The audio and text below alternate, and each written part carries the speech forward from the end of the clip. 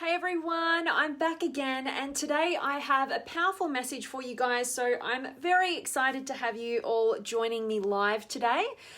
Drop me a comment while you're tuning in and let me know where in the world you're tuning in from. I always love getting to see how far we're expanding and where we're coming from. So definitely be letting me know that. And today's message is going to be a powerful one.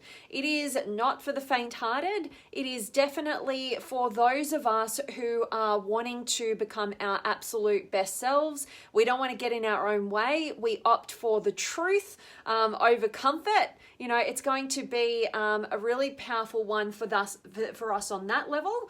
But secondly, it's also going to be really powerful for you to notice and get to understand the people that you bring into your sphere and potentially maybe the things that they judge you on. All right, so this is going to be a really good message for those of us who want to grow, and also those of us who want to be able to read other people like they're an open book. All right, because this is so key. So today's message is: what you accuse others of is actually an unconscious admission of your own character. Now, as always, I use myself as a guinea pig in these scenarios. I don't let myself off the hook. A lot of these messages are really just for myself to kind of get it all out and remind myself, and I know that it's going to serve you guys from the sheer fact that you're a human being like me. But I'm going to unpack a couple of examples in my own life for you guys as usual, and take 100% responsibility for my own judgments on others, and also share with you some different situations that have happened in my life where I've been accused of things and been quite surprised by it, only to find that the person who accused me of those things was doing those very things. All right, so this is a really, really important one, and I want you guys to really be applying this to your own life right now. All right, so think about the relationships that you have, think about the people in your life, and by the end of today's message, you are going to be very cluey, kind of like witnessing the accusations that you place on others and using that for your own personal growth and understanding. All right, so let's dive into it. So remember, what we're accusing others of is actually an unconscious admission of our own character. What does that mean? So what that means is whatever we're accusing another person of, good, bad, ugly, indifferent, whatever the accusation is, actually that's more of an understanding into the workings of our own character than it is even of another person. Because at the end of the day, every single person around you is merely a mirror and a reflection back onto yourself. And what we tend to accuse others of is usually coming from this place of, well, that's what I'd do in that circumstance, or, you know, and so if we don't see ourselves ever doing the thing that we accuse somebody else of, it's very hard for us to get to that place of accusation. All right, and when we do get to that place of accusation, it's probably coming from a more informed place, not a projection onto other people. But I want you to look at the things that they're kind of the patterns of your accusations. They're kind of stemmed from, like, you kind of apply it to a large group of people. Maybe you've had some bad experiences in relationship, and you're a woman, and you project these kind of accusations onto men as a general rule. Or the same might apply if you're a man and you've had some bad experiences with women maybe in your relationships, and you project these accusations onto the whole of women, right? There's some really key ones that we oftentimes do and hear about and experience. But, you know, basically this can be applied to any area of our life where we're accusing people of something. But look for the generalities. Oh my God, I can't speak properly today. But look for those key groups of people that you project particular accusations or meanings onto. All right, because they're going to be key and pivotal to your own personal growth and development. Now, I want to share with you some examples. So recently in my life, somebody very, very dear to me, I had a very, very straight kind of cutthroat conversation with them where there was no sugarcoating at all, and it was just me really going to town in terms of trying to wake them up to the path that they're on, and where I could see it leading, and I could see the unfulfillment attached to that pathway. I could see the regret-filled life attached to the path that they were on, and hearing them, complain about the same sort of circumstances over and over again over the years, and never really, from my perspective, making any real traction or difference, and just repeating the same challenges and problems. I care so much about this person. They're not somebody who is into their personal development with the majority of people that I'm dealing with. I'm dealing with people who are coming to me for support, who are coming to me for me to wake them up, to show them, to highlight the blind spots and give them a pathway forward so they can break free of that and actually create fulfillment in their life, right? So they're the kind of people I'm used to dealing with. This person, not in that realm, very supportive of everything that I do, but that's not their general realm. And so because I cared so much about this person and their fulfillment and their success, and I didn't want them to continue down the path of repeating the same old problem after problem after problem and never really getting anywhere, and then getting to the end of their life and their whole life's wasted, right? This is my perception. I had a very straightforward conversation with this person to in an attempt to wake them up to the responsibility that they need to take for their life, and to break free of old patterns so that they can create the fulfillment and the meaning in their life that's been missing, and not continue on the same old hamster wheel. All right. Now, when I did this, I felt quite empowered by it. I felt like it needed to be said. I felt like it was going to be helpful, and it was going to give this person, I showed real emotion that was true. I felt like it was going to give this person kind of that leverage that they needed. All right. And what happened was, had that whole conversation, but it didn't really have the effect or the response that I was really ultimately after. And so, and it actually almost had the opposite effect in a way. And so I had to take a step back from that. And what I realized was I was accusing this person of having no meaning in their life and not taking any responsibility for their life.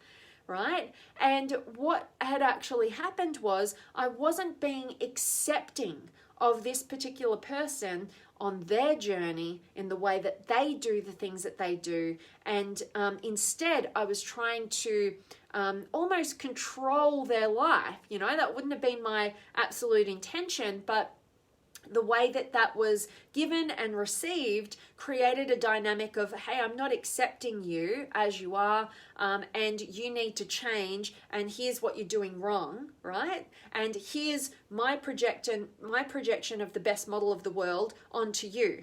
And so what I realized was after, during the same day of this going on, I actually said to this person, you know what? I am being an absolute hypocrite right now, and it is not my place to judge you or to not accept the way that you do things. And in fact, I'm placing my expectations onto you when, when with this particular person previously throughout my life, I have felt that the expectations have been placed upon me, and that I haven't been accepted for who I really was. And so what I was able to see was I was doing the very thing that I didn't want happening to me. I was projecting that out onto this person and accusing them of not taking responsibility for their life and moving in a meaningful direction, when in fact that was what was going on for myself. All right. And we all do this. So anytime and it can be disguised a little bit like mine was. I'm not saying everything that I expressed to this person was all bad. there were some things that needed to be said, but also then there's a non-attachment.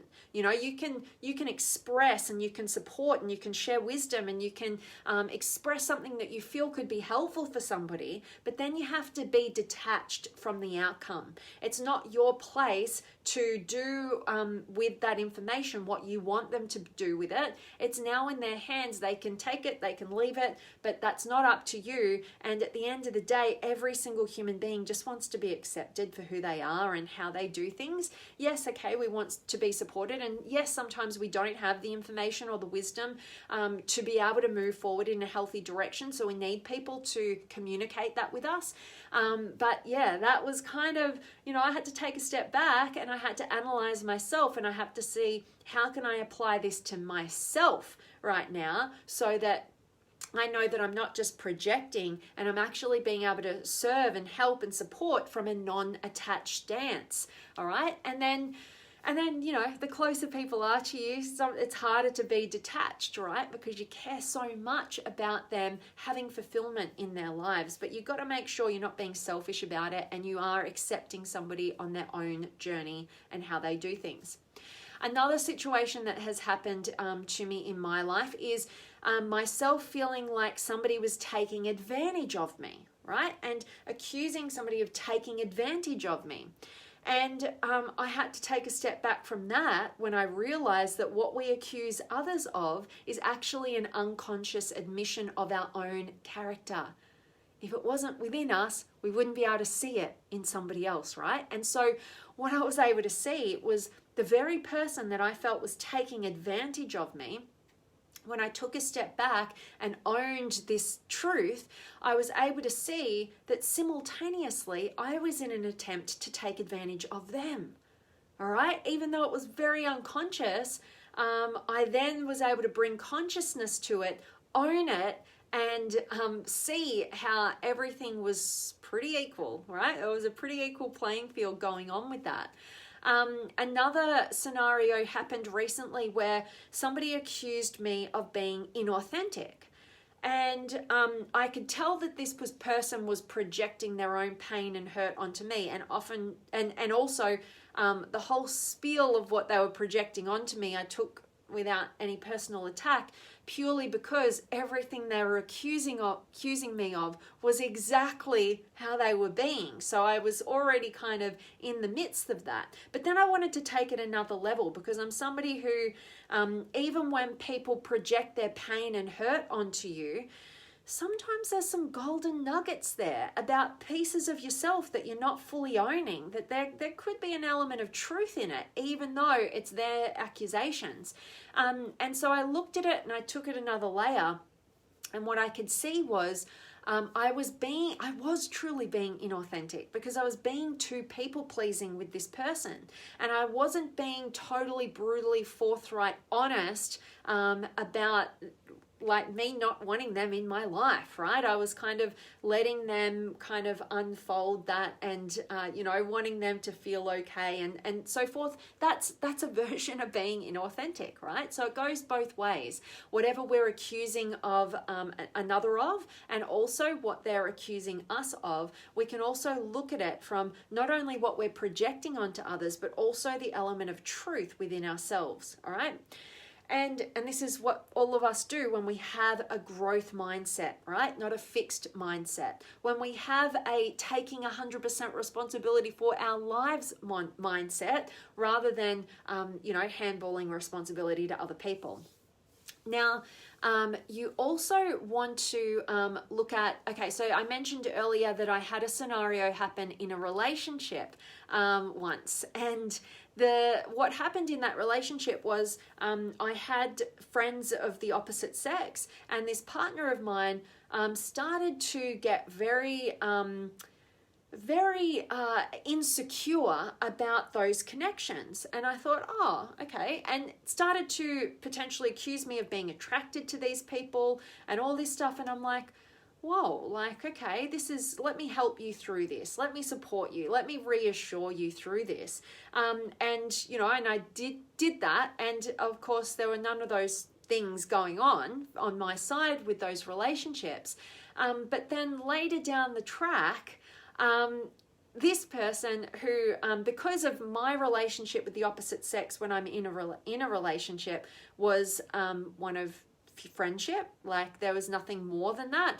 I projected my own experience onto this person and thought, yeah, of course that's going to be the same for this person, and they were projecting the opposite onto me, and they actually experienced the opposite, where they did go further than friendships with one of their friendships of the opposite sex. All right, and it took me completely by surprise, because that's not my model of the world. All right, but just because it's not our model of the world doesn't mean that we should be oblivious to it, right? That's why there's so much value in looking at how people accuse you. What do they accuse you of?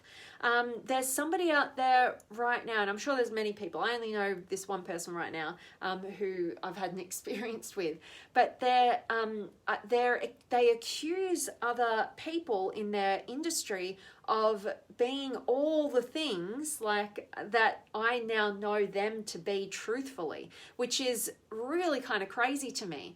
And so there can be this realm where we can be so naive to the other side. You know, you might be somebody who is like me, has been very idealistic in our lives, and by doing that, you might be a very trustworthy person, but then you project that accusation, even though it might be a positive one, onto the people around you as well, and that might not necessarily be the truth. So when you watch for what people accuse you of or accuse other people of, watch for that.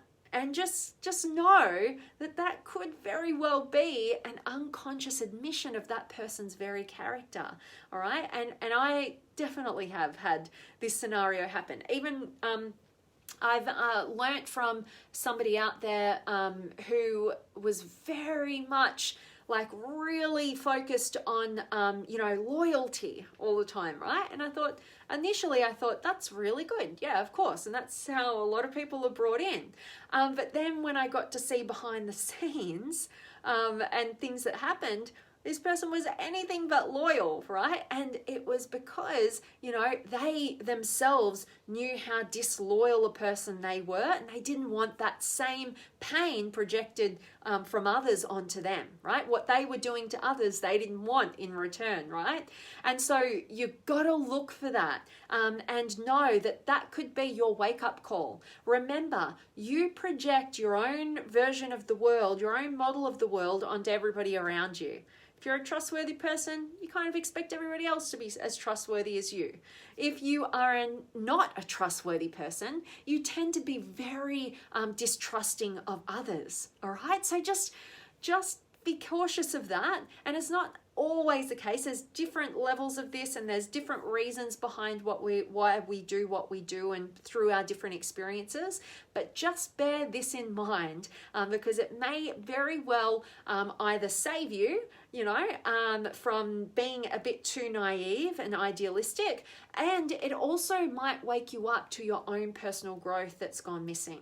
All right, so there's lots of value in understanding and really seeing the truth in what you accuse others of is actually an unconscious admission of your own character. So watch how you accuse others, what you're accusing them of, and how you do that, and look for the commonalities, look for the groups that you generalize as well. And also look at how other people are accusing people around you or accusing you, all right? Because that can be a very deep insight into that person's character. And also, there could be some sort of element of truth in their accusations towards you. So look for that too. Never discount that. Always stay open-minded to criticism and judgment and accusations, not to take it on board, right, and blame yourself or just stay stuck as a victim, but actually to just go, hang on a minute, is this person just projecting their own experience onto me? And how can I, read into that person and understand them better now? Or is there an element of truth on what they're accusing me of? And there's an element that's gone missing and I'm being blind to, and I need to put some light there and I need to do some work there, right? So there's a lot of value to be found in what we're discussing today, and I hope that this has been valuable to you. I definitely want to check in with you guys, see who's been able to join me. Let me know where in the world you're tuning in from. Have you got any words of wisdom? Have you got any questions? Have you got any experience that you want to share and contribute to the conversation? Always love hearing from you guys. But let me check in. I've got David in the house. Hope you're doing well. And Josie and Justin, much love. And Joseph and Juan, hello to you. And Kevin, hello to you, my friend. And Christopher's here. And Christella and Patty, yay. And Farine, awesome. And Charity, cool. Kevin, is it okay to still talk with your ex if you're in another relationship? Oh, that's a juicy one. All right, so there's so many different angles, and I really do believe that that is dependent on the relationship that you're currently in right now.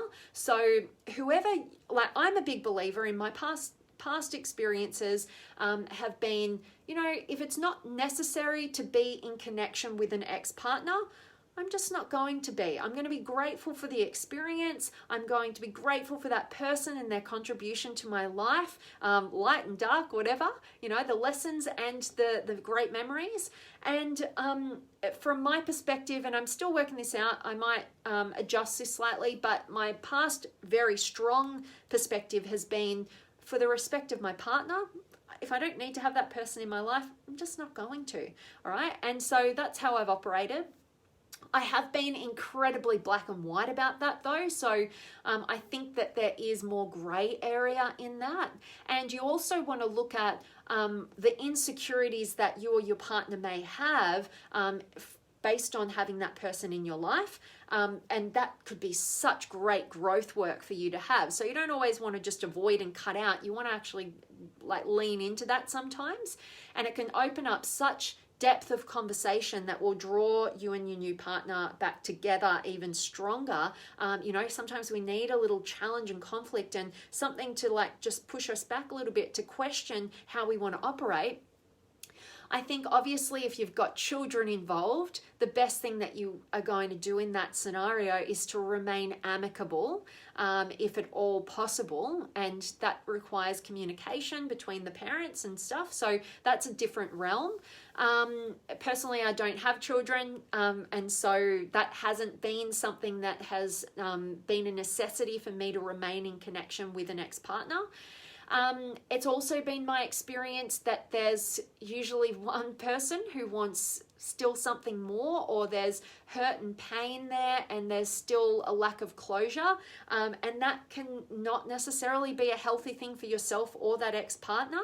And so there's a lot of dynamics at play. I would say, you know deep within yourself, and look at it this way, this is key.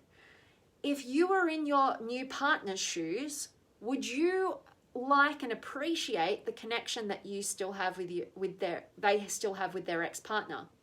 Would it be okay with you? And why would it be okay with you? And if you wouldn't be okay with it, why would that be? And remember, you have to stay in integrity with your own values. Have high standards and high values for yourself, and how you want to be treated, and apply them to your partner as well. All right, treat them with the same respect that you would want.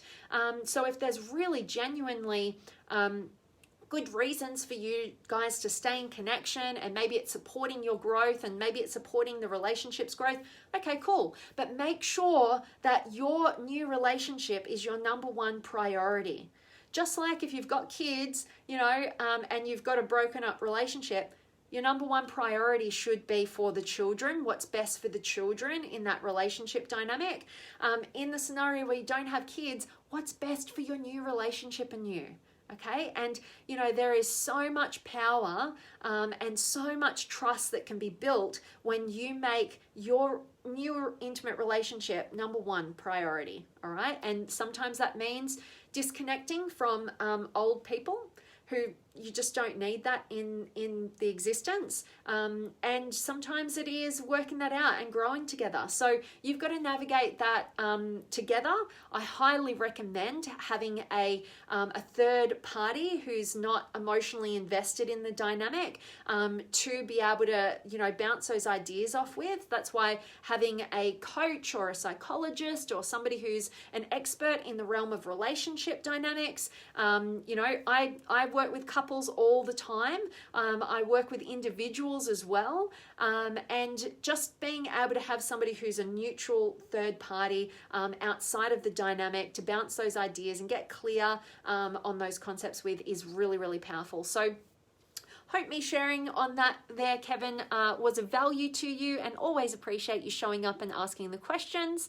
And Edgar, sending you love from Chihuahua, Mexico, as usual. I always love seeing you, Edgar, and sending you much love back.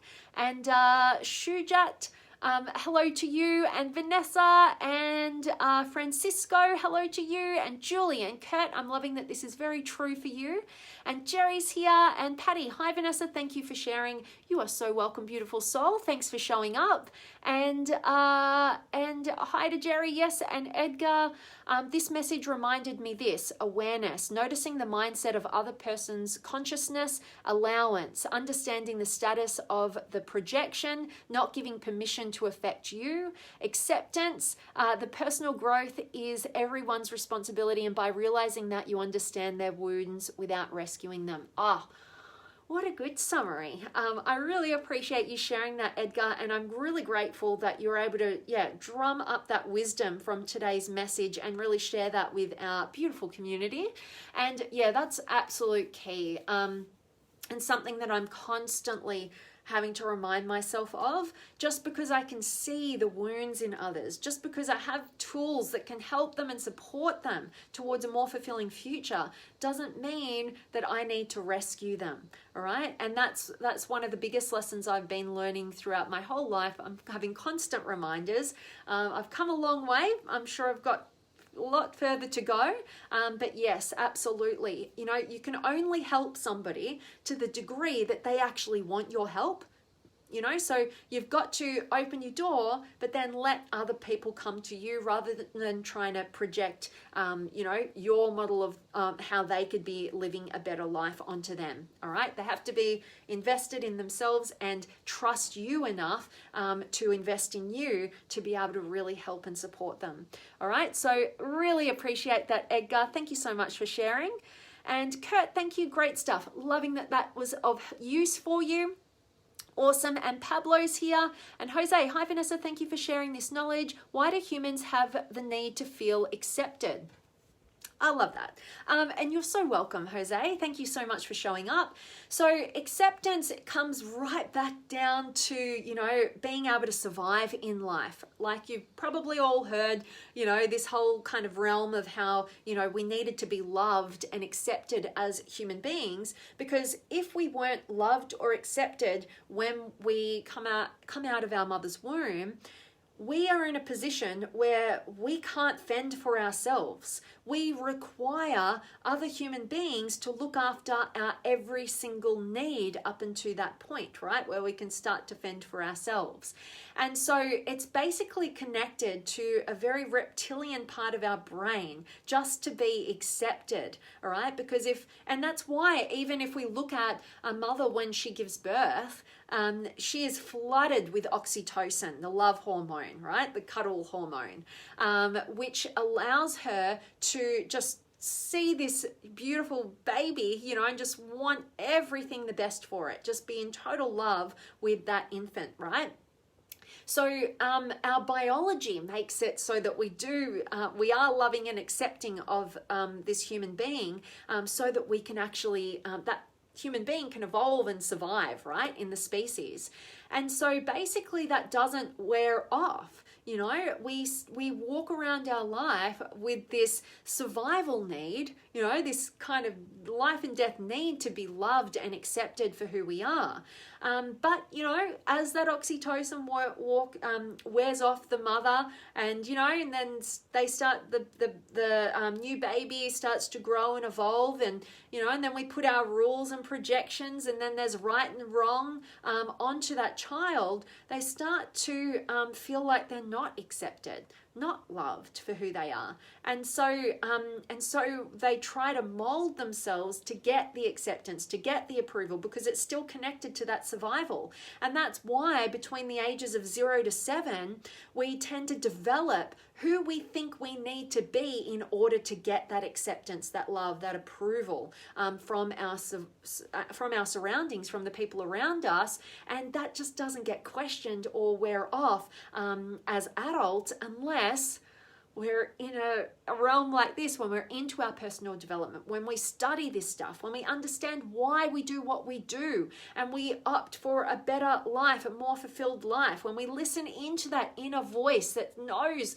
that we could be more, that we could be experiencing, contributing, being more, you know, that there's more to life, instead of continuing the cycle of trying to seek acceptance and love in our external world because we feel like we will die without it. All right, so hope that serves you, Jose, and always appreciate you showing up and for your questions. And Jerry missed a big part. We'll check the replay. Awesome. And Paul, Samantha loves the message. Well, much love and a beautiful hello to the gorgeous Samantha. I love that. And Jerry, I still speak to my ex. We are friends. Awesome. She's the mother of my daughter and a good mother. Just can't put hatred in this. Oh, I love hearing that, Jerry. You know, it is, that's so important. You know, I know so many relationship breakdowns where the children have taken a back foot in the parents' aggression and hatred towards one another. And it's so traumatic to everybody involved. So I love to hear that you and your ex-wife or the mother of your daughter have an amicable relationship. And I love the work of Catherine Woodward Thomas. I'll be actually interviewing her not until probably June or July at this rate. She's a very busy woman, but she is she's the founder of the concept conscious uncoupling, which I've done some Facebook Lives on for you guys. But basically, her story is amazing, where she even lives in the same building as her ex-husband, the father of her beautiful daughter. They have a wonderful relationship, and as a result, the daughter gets the benefits of that. And so I really do believe in that, particularly when you do have children involved. That's super important to have amicability. But, you know, there's different dynamics at play, and it's all dependent on the relationship that you're in now that you want to support if there's not children involved. So I love that, Jerry. Thank you so much for sharing that, and congratulations to you and the mother of your child. That's so good for your daughter.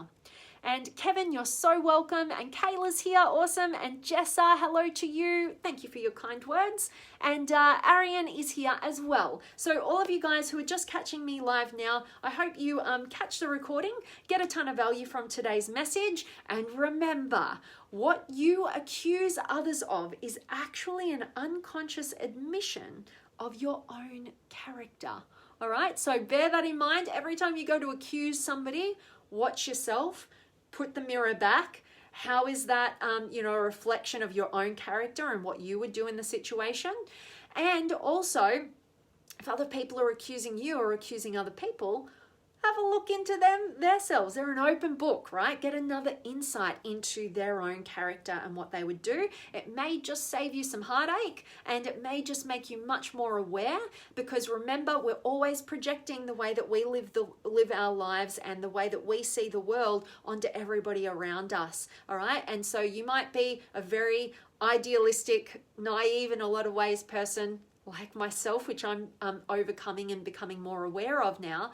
And you might project that onto other people and be very blindsided when people operate in a distrustful way, all right? And the same happens if you're over the other side. You might want to look at how you're operating in the world. If you're always projecting such distrust and hatred and all that sort of stuff onto other people and accusing them of all these sorts of things, how about taking a look at your own self and looking at the growth journey that you need to go on so that you can free yourself of the trap that you're putting yourself in? And Juan, you're so welcome, and so are you, Kayla. Great to see each and every one of you guys. Hope this was of value. As always, you guys know that I'm sending you all of my love, light, blessings, gratitude, energy, enthusiasm, everything extraordinary coming to you to wherever you are in the world today. I really do hope that it's beautiful, amazing, and extraordinary, that you're doing something super empowering, and today's message has definitely served you. So much love, so much gratitude, and so much appreciation for each and every one of you guys for showing up live today, for contributing to the conversation with your words of wisdom and your awesome questions. I always get so much energy from your questions.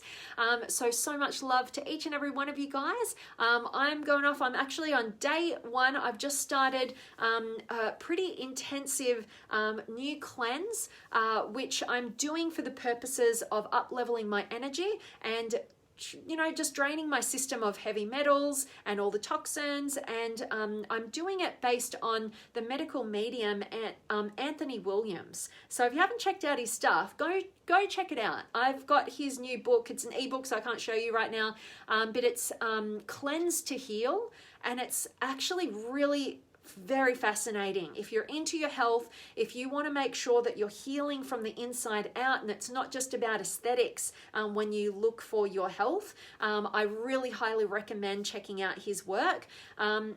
And yeah, it's an intensive cleanse, the one that I'm doing for the next 9 days. I'm on day 1. I'm feeling great already, and just about to go and smash out my F45. So hope you guys are looking after yourselves, not only emotionally and mentally, but also physically and spiritually. All right, so go to town with that, and hope this message is served, and I cannot wait to see you guys tomorrow. Much love.